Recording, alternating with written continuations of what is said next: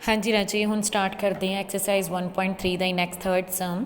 Prove that the following are irrational. ਕਿ ਆਪਾਂ ਨੂੰ ਤਿੰਨ ਸਟੇਟਮੈਂਟਸ ਦਿੱਤੀਆਂ ਨੇ, ਤਿੰਨੋਂ ਆਪਾਂ ਨੇ ਪ੍ਰੂਵ ਕਰਨਾ ਹੈ ਇਰੈਸ਼ਨਲ। ਬਿਲਕੁਲ ਸੈਕਿੰਡ ਸਮ ਦੀ ਤਰ੍ਹਾਂ ਸੇਮ ਹੀ ਹੈ। ਫਸਟ ਆਫ ਆਲ ਹੈ 1/√2। ਸੋ ਕੰਟਰੇਰੀ ਮੈਥਡ ਦੇ ਨਾਲ ਆਪਾਂ ਸੋਲਵ ਕਰਦੇ ਹਾਂ। Let us assume to the contrary that 1/2 is a rational. ਅਸੀਂ ਮੰਨ ਲੈਂਦੇ ਹਾਂ ਕਿ 1/2 1/√2 ਕੀ ਹੈ, ਰੈਸ਼ਨਲ ਹੈ। ਅਗਰ ਇਹ ਰੈਸ਼ਨਲ ਹੈ ਤਾਂ ਅਸੀਂ ਇਹਨੂੰ ਕਿਹਦੇ ਇਕੁਅਲ ਲੈ ਲੈਂਦੇ ਹਾਂ, a/b ਦੇ। ਤੇ ਇੱਥੇ a ਤੇ b ਦੋਨੇ ਕੀ ਹੋ ਜਾਣਗੇ, a and b are co prime. Right ਬੇਟਾ, ਕਿ ਕੋ ਪ੍ਰਾਈਮ ਨੇ। ਕੋ ਪ੍ਰਾਈਮ ਸਮਝ ਗਏ ਹੋ ਤੁਸੀਂ ਅੱਛੀ ਤਰ੍ਹਾਂ। ਮੈਂ ਲਾਸਟ ਵੀਡੀਓ 'ਚ ਐਕਸਪਲੇਨ ਕਰ ਦਿੱਤਾ ਕਿ ਕਿਉਂ ਆਪਾਂ ਇਹਨਾਂ ਨੂੰ ਕੋ ਪ੍ਰਾਈਮ ਲੈਂਦੇ ਹਾਂ। ਅਤੇ ਕੋ ਪ੍ਰਾਈਮ ਉਹ ਨੰਬਰ ਜਿਨ੍ਹਾਂ ਦਾ HCF ਯਾਨੀ ਕਾਮਨ ਫੈਕਟਰ ਕੀ ਹੁੰਦਾ, ਸਿਰਫ ਅਤੇ ਸਿਰਫ 1। ਸੋ ਆਪਾਂ ਮੈਂ ਪਹਿਲੇ ਵੀ ਦੱਸ ਚੁੱਕੀ ਹਾਂ ਕਿ ਜਿਹੜੀ ਸਿੰਗਲ ਰੂਟ ਵੈਲਿਊ ਦੀ ਉਹਨੂੰ ਅਸੀਂ ਇੱਕ ਸਾਈਡ 'ਤੇ ਲੈ ਕੇ ਆਉਣਾ, ਉਹਦੀ ਵੈਲਿਊ ਨਿਕਾਲਣੀ ਹੈ। ਉਹਨੂੰ ਸੋਲਵ ਕਰਨ ਲਈ ਅਸੀਂ ਕੀ ਕਰਾਂਗੇ, ਕ੍ਰੋਸ ਮਲਟੀਪਲਾਈ। ਕ੍ਰੋਸ ਮਲਟੀਪਲਾਈ ਕਰਦੇ ਹਾਂ, ਕੀ ਆ ਗਿਆ, b is equals to √2a। But ਸਾਨੂੰ √2 ਸਿੰਗਲ ਚਾਹੀਦਾ ਆ। √2 ਦੀ ਵੈਲਿਊ ਕੀ ਆ ਜੂਗੀ ਸਾਡੇ ਕੋਲ, b/a। ਰਾਈਟ, ਹੁਣ ਇੱਥੇ b/a ਸਾਡੇ ਕੋਲ ਕਿਹੜੀ ਫਾਰਮ 'ਚ ਹੈ, because b/a is in the form of p/q। So therefore b/a ਕੀ ਹੋ ਗਿਆ ਸਾਡਾ, ਰੈਸ਼ਨਲ ਨੰਬਰ। ਹੁਣ ਸਾਨੂੰ ਪਤਾ ਕਿ ਇਹਨਾਂ ਦੇ ਵਿੱਚ ਕਾਹਦਾ ਸਾਈਨ ਹੈ, ਇਕੁਅਲ ਦਾ ਸਾਈਨ ਹੈ।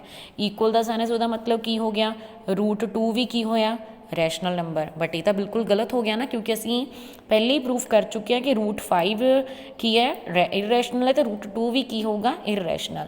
But this contradict the fact that √2 is a irrational. ਕਿ √2 ਕੀ ਹੈ, ਇਰਰੈਸ਼ਨਲ ਹੈ। ਅਗਰ √2 ਇਰਰੈਸ਼ਨਲ ਹੈ ਤਾਂ ਇਹਦਾ ਮਤਲਬ b/a ਵੀ ਕੀ ਹੋਊਗਾ, ਇਰਰੈਸ਼ਨਲ। ਸੋ ਅਸੀਂ ਜੋ ਸਟਾਰਟਿੰਗ 'ਚ ਜ਼ਿਊਮ ਕੀਤਾ ਉਹ ਕੀ ਹੋਇਆ, ਗਲਤ ਪ੍ਰੂਫ ਹੋਇਆ। ਤਾਂ ਅਸੀਂ ਕੀ ਕਨਕਲੂਜਨ ਕੱਢਿਆ, so we conclude that the 1/2 is 1/√2 is irrational. Right ਬੇਟਾ, ਸਿੰਪਲ ਇੱਕੋ ਹੀ ਕੰਡੀਸ਼ਨ 'ਤੇ ਲੈ ਕੇ ਚੱਲਣਾ ਕਿ ਇਰਰੈਸ਼ਨਲ ਵਾਲੀ ਟਰਮ ਨੂੰ ਅਸੀਂ ਸਿੰਗਲ ਲੈ ਲੈਣਾ, ਦੈਨ ਇਕੁਅਲ ਵਾਲੀ ਟਰਮ ਅਸੀਂ ਕੀ ਪ੍ਰੂਫ ਕਰਾਂਗੇ, ਇਰਰੈਸ਼ਨਲ। ਓਕੇ, ਸੋ ਇਸੇ ਤਰ੍ਹਾਂ ਹੀ ਸਾਡੇ ਕੋਲ ਨੈਕਸਟ ਸਮ ਆ, ਦੈਟ ਇਜ਼ 7√5। ਸੇਮ ਉਸੇ ਮੈਥਡ ਦੇ ਨਾਲ let us assume to the contrary that 7√5 is rational. ਅਗਰ 7√5 ਰੈਸ਼ਨਲ ਹੈ ਤਾਂ 7√5 ਨੂੰ ਕਿਹਦੇ ਇਕੁਅਲ ਲਵਾਂਗੇ, a/b ਦੇ। ਅਤੇ a ਅਤੇ b ਦੋਨੇ ਕੀ ਹੋਣਗੇ ਇੱਥੇ, co prime. a and b are co prime number. ਹੁਣ ਪਤਾ ਸਾਨੂੰ ਅਸੀਂ ਇਹਨੂੰ ਕੋ ਪ੍ਰਾਈਮ ਕਿਉਂ ਲਿਆ। ਫਿਰ ਉਹੀ ਚੀਜ਼ ਬੋਲ ਰਹੀ ਨਾ ਜੀ, ਅਸੀਂ √5 ਨੂੰ ਸਿੰਗਲ ਲੈਣਾ ਕਿਉਂਕਿ ਸਾਨੂੰ ਪਤਾ ਹੈ √5 ਕੋ ਇਰਰੈਸ਼ਨਲ ਹੈ। ਸੋਲਵ ਕਰਨ ਲਈ ਕੀ ਕਰਾਂਗੇ, ਇਹਨੂੰ ਕ੍ਰੋਸ ਮਲਟੀਪਲਾਈ। ਇਕੁਅਲ ਕੀ ਆ ਗਿਆ, a, ਬਟ ਆਪਾਂ ਨੂੰ √5 ਦੀ ਵੈਲਿਊ ਚਾਹੀਦੀ ਆ। ਸੋ ਕੀ ਆ ਜਾਊਗਾ, a/7b ਮਲਟੀਪਲਾਈ ਹੋ ਰਿਹਾ, ਇੱਧਰ ਆਣ ਕੇ ਕੀ ਹੋ ਜਾਊਗਾ, ਡਿਵਾਈਡ। ਹੁਣ a/7b ਸਾਨੂੰ ਦੇਖਣ ਦੇ ਵਿੱਚ ਕਿਹੜੀ ਫਾਰਮ 'ਚ ਲੱਗ ਰਿਹਾ, p/q ਦੀ ਫਾਰਮ। ਸੋ ਇਹਦਾ ਮਤਲਬ ਕੀ ਹੋਊਗਾ, a/7b is in the form of p/q। ਦੇਅਰਫੋਰ ਸਾਨੂੰ ਕੀ ਲੱਗੂਗਾ ਕਿ a/7b ਕੀ ਹੈ, ਰੈਸ਼ਨਲ ਹੈ। ਹੁਣ ਜੇ a/7b ਰੈਸ਼ਨਲ ਹੈ, ਵਿੱਚ ਇਕੁਅਲ ਦਾ ਸਾਈਨ ਆ, ਤਾਂ ਬਾਈ ਡਿਫੋਲਟ √5 ਵੀ ਕੀ ਹੋਊਗਾ, ਦੇਅਰਫੋਰ √5 ਇਜ਼ ਰੈਸ਼ਨਲ ਨੰਬਰ। ਬਟ ਇਹ ਕੀ ਹੈ, ਟੋਟਲੀ ਰੋਂਗ।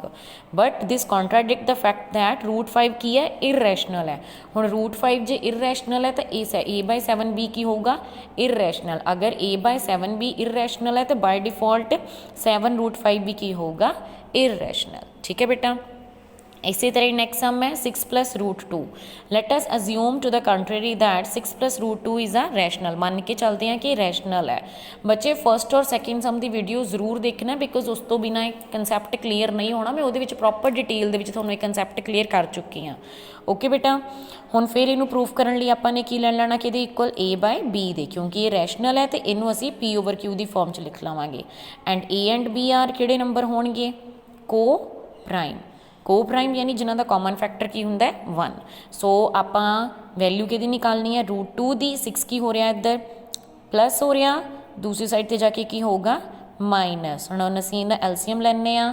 ਐਲਸੀਅਮ ਲਵਾਂਗੇ ਤਾਂ ਕੀ ਆ ਗਿਆ, a-6b।